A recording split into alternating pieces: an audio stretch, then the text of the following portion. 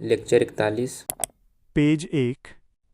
Methods of calculating national income in India. Bharat में राष्ट्रीय आय की मापन की विधियां।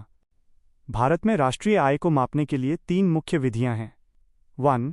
प्रोडक्ट मेथड उत्पाद विधि, आउटपुट मेथड निर्गत विधि, वैल्यू एडेड मेथड मूल्य संवर्धन विधि। 2. इनकम मेथड आय विधि व डिस्ट्रीब्यूशन मेथड वितरण विधि। 3.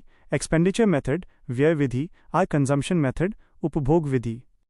प्रोडक्ट मेथड उत्पाद विधि।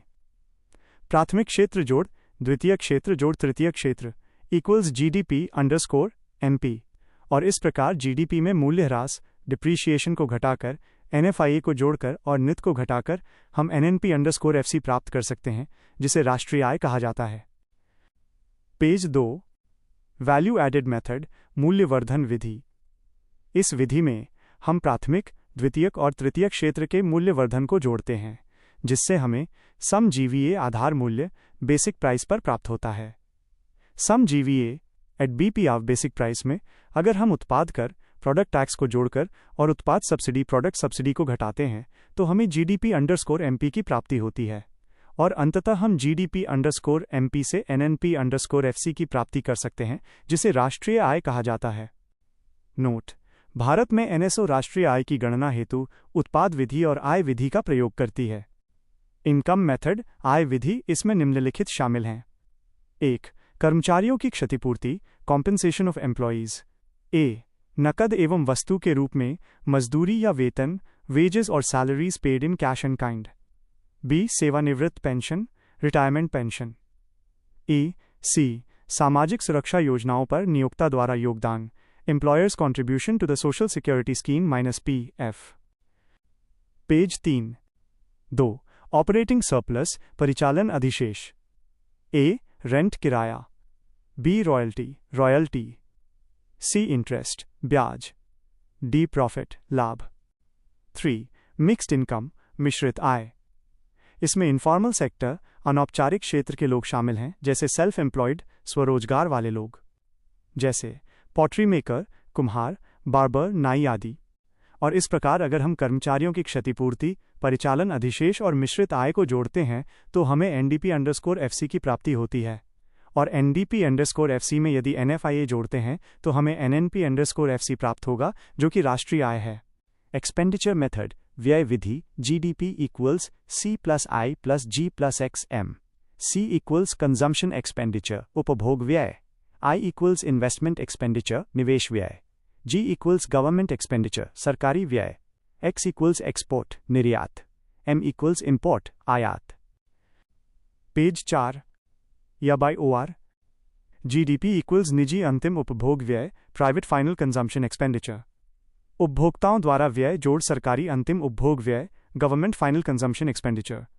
सरकार द्वारा व्यय जोड़ सकल घरेलू पूंजी निर्माण ग्रॉस डोमेस्टिक कैपिटल फॉर्मेशन जोड़ शुद्ध निर्यात net export of X - M। Gross domestic capital formation सकल घरेलू पूंजी निर्माण इसे 2 भागों में बांटा गया है। 1. सकल स्थिर पूंजी निर्माण ग्रॉस फिक्स्ड कैपिटल फॉर्मेशन इसके अंतर्गत आते हैं।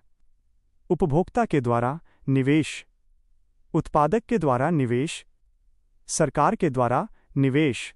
2. इन्वेंट्री निवेश इन्वेंट्री इन्वेस्टमेंट। पेज 5। उपभोग व्यय कंजम्पशन एक्सपेंडिचर ये उपभोक्ताओं के द्वारा किया गया व्यय है, जिसका उद्देश्य संतुष्टि प्राप्त करना होता है।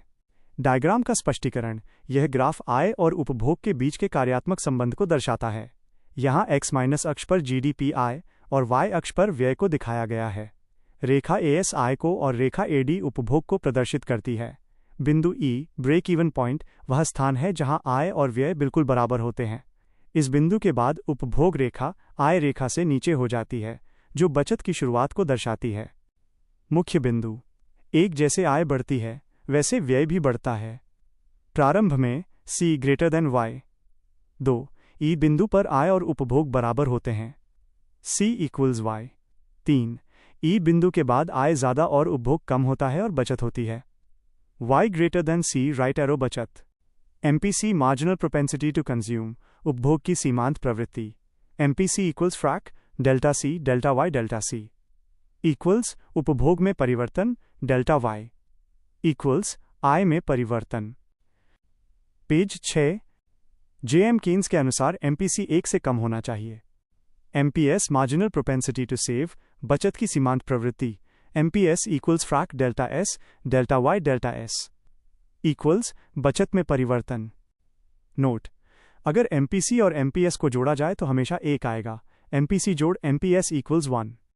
निवेश व्यय, इन्वेस्टमेंट एक्सपेंडिचर, निवेश उत्पादक के द्वारा होता है एवं इसका उद्देश्य लाभ अर्जित करना है। यह दीर्घकालीन होता है। जेएम कीन्स के अनुसार निवेश एवं ब्याज दर के बीच नकारात्मक नेगेटिव संबंध होता है।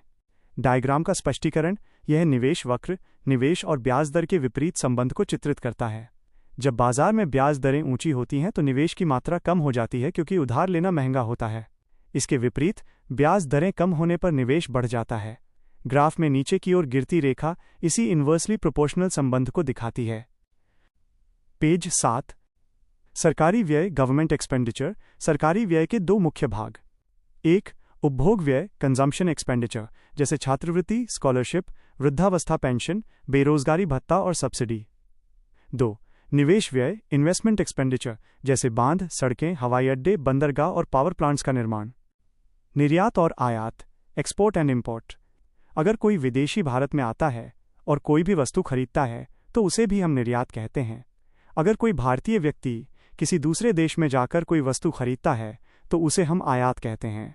सामान्यतः ऐसा माना जाता है कि अगर निर्यात ज़्यादा है और आयात कम है तो ये अच्छा है, लेकिन जेएम कीन्स के अनुसार ऑफ ए यदि किसी देश का निर्यात कम है और आयात अधिक है तो ये अच्छा है, क्योंकि उस देश के पास पूरे विश्व की उत्पादित वस्तु को खरीदने की क्षमता है। पेज 8। ऑफ बी यदि निर्यात अधिक है और आयात कम है तो इसका मतलब है कि दूसरा देश हमारी वस्तुओं को खरीदने में अधिक सक्षम है।